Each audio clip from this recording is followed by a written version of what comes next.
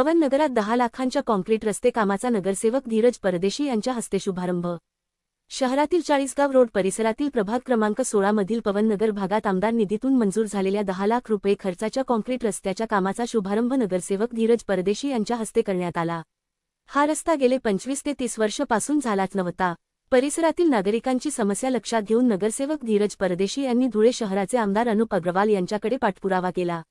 त्यानुसार आमदार अनुप अग्रवाल यांनी आमदार निधीतून 10 लाख रुपये मंजूर करून या रस्त्याच्या कॉन्क्रिटीकरणासाठी निधी उपलब्ध करून दिला।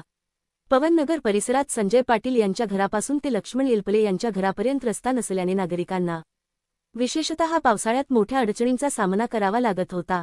पवननगरचे स्थानिक नागरिकांनी नगरसेवक धीरज परदेशी यांच्याकडे वारंवार मागणी केली होती।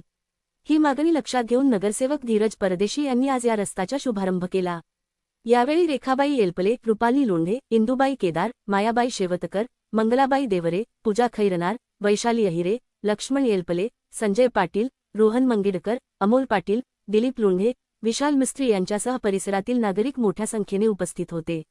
या रस्त्याचे काम पूर्ण झाल्यानंतर परिसरातील नागरिकांना वर्षानुवर्षे भेडसावणाऱ्या वाहतुकीच्या व पावसाळ्यातील समस्यांपासून मोठा दिलासा मिळणार असल्याची भावना उपस्थित नागरिकांनी व्यक्त केली। परिसरात रस्त्याचं उद्घाटन करण्यात आलं। सर्व परिसरातील नागरिक उपस्थित होते। अनेक वर्षापासून हा रस्ता प्रलंबित होता। जेव्हापासून पवननगरची निर्मिती झाली तेव्हापासून तर आजपर्यंत कधीच हा रस्ता तयार झाला नाही। कमीत कमी 20 ते 25 वर्ष झाले। तोपर्यंत इथं कोणताच प्रकारचे रस्ते झाला नव्हता। पण आमदार साहेबांच्या विशेष निधीमधनं हा रस्ता तयार करण्यात आला।